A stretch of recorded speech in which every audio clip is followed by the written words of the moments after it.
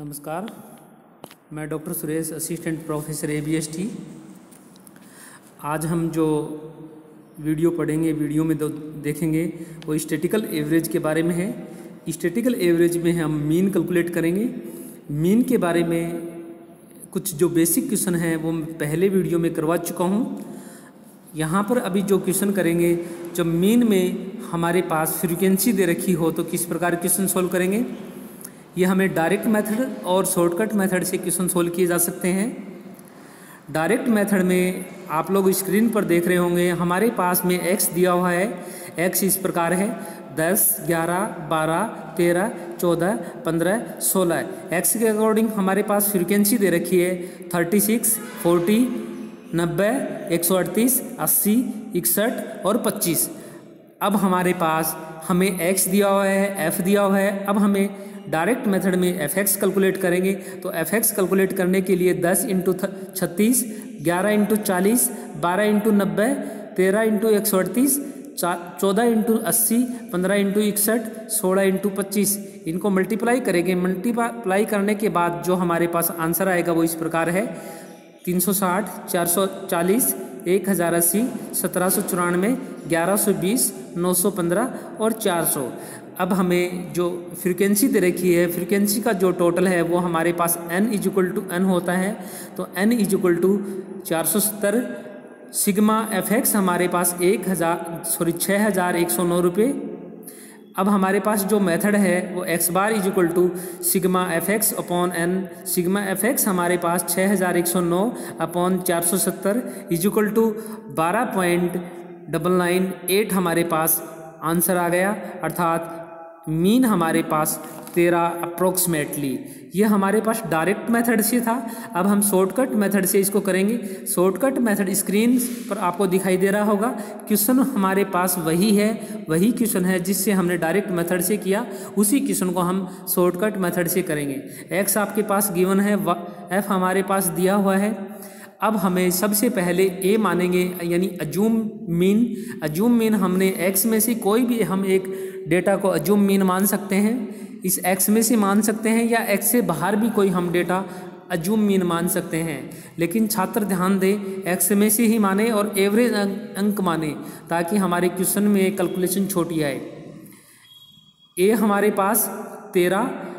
अब हमें क्वेश्चन में जो मेथड है वो इस प्रकार है, x माइनस में a dx। x हमारे पास गिवन है, तो यानी 10 माइनस में 13 माइनस के 3, 11 माइनस में 13 माइनस के 2, 12 माइनस 13 माइनस के 1, 13 माइनस में 13 0, 14 माइनस में 13 प्लस के 1, 15 माइनस के 13 प्लस के 2, 16 माइनस के 13 प्लस के 3। ये हमारे पास dx आ चुका है।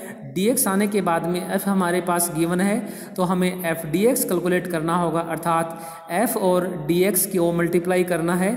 तो 36 इंटू माइनस के 3 माइनस के 108, 40 इंटू माइनस के 2 माइनस के 80, 90 इंटू माइनस के 1 माइनस के 90, 138 इंटू 0 0, 80 इंटू प्लस के 1 प्लस के 80, 61 इंटू प्लस के 2 122, 25 इंटू 3 75।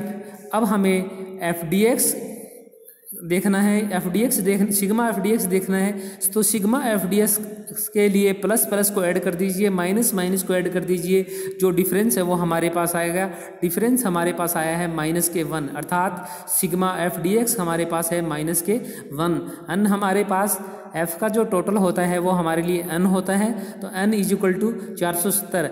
अब हमारे पास जो मेथड है वो इस प्रकार है, x बार a प्लस में sigma f d x upon n। तो a हमारे पास 13 है, 13 प्लस में माइनस के 1 डिवाइड बाई 470, अर्थात 13 माइनस के 0.002 12.998 हमारे पास आंसर आया। अर्थात मीन हमारे पास अप्रोक्सीमेटली 13।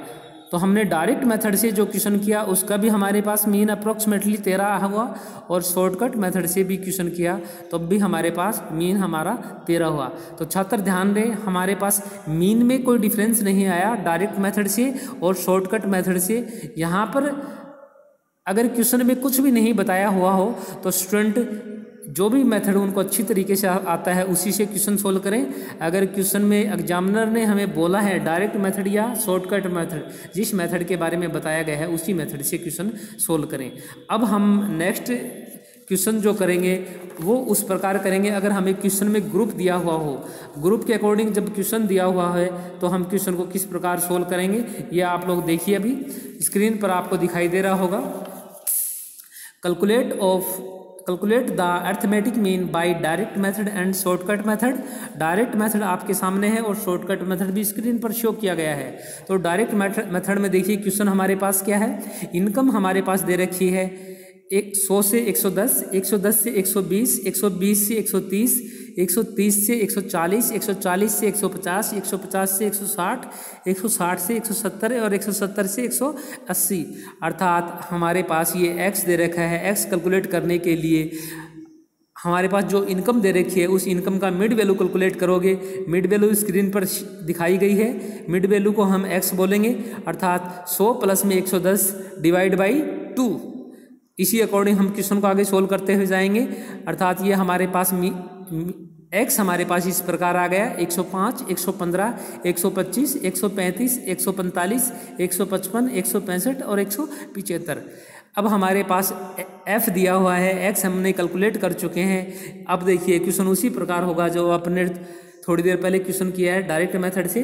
तो x हमने कैलकुलेट कर लिया, f हमारे पास गिवन है तो fx कैलकुलेट करोगे तो fx इस प्रकार कैलकुलेट करना है।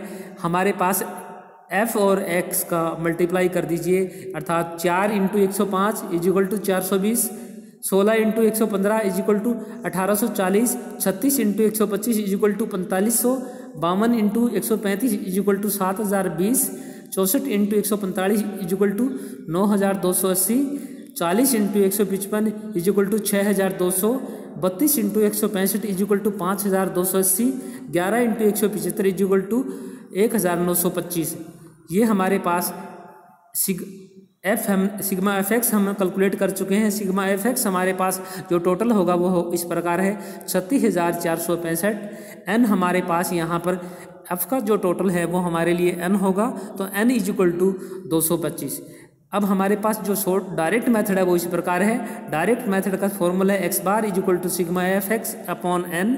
तो सिग्मा एफ एक्स हमारे पास 36,465 divide by 225 is equal to हमारे पास जो आंसर आया वो यानी मीन हमारे पास हमने जो कैलकुलेट किया वो है 143 यानी 143 रुपये। X bar is equal to 143 रुपये। अब हम इसी क्वेश्चन को शॉर्टकट मेथड से क्वेश्चन करेंगे। जब शॉर्टकट मेथड से हमें क्वेश्चन सोल्व करना है तो छात्रों को सभी को पता है, सबसे पहले एक्स कैलकुलेट करोगे तो एक्स हमने अभी कैलकुलेट किया है, यानी मिड वैल्यू जो हमारे पास इनकम दी हुई है उस इनकम का मिड वैल्यू हमारे लिए एक्स होगा।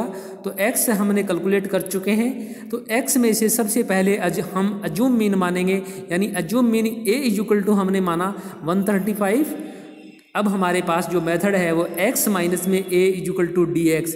एक्स हमारे पास दिया हुआ है, अर्थात 105 माइनस में 135, 115 माइनस में 135, 125 माइनस में 135, 135 माइनस में 135, 145 माइनस में 135, 155 माइनस में 135, 165 माइनस में 135, 175 माइनस में 135। ये हमारे पास dx आ गया, जो dx इस प्रकार आया माइनस के 30, माइनस के 20, माइनस के 10, 0, प्लस के 10, प्लस के 20, प्लस के 30, प्लस के 40। ये हमारे पास dx आ गया। अब हमें f हमारे पास हम पहले से गिवन है, तो अब हमें कैलकुलेट करना है शॉर्टकट मेथड के according f dx।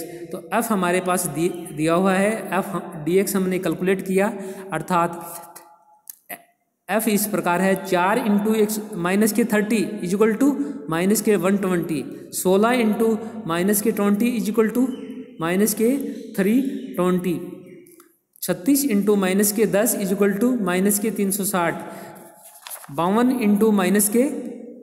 52 into 0 is equal to 0, 64 into plus के 10 इजुकल टू 640, 40 इंटू प्लस के 20 इजुकल टू 80, 32 इंटू प्लस के 30 is equal to 960, 11 into 40 is equal to 440।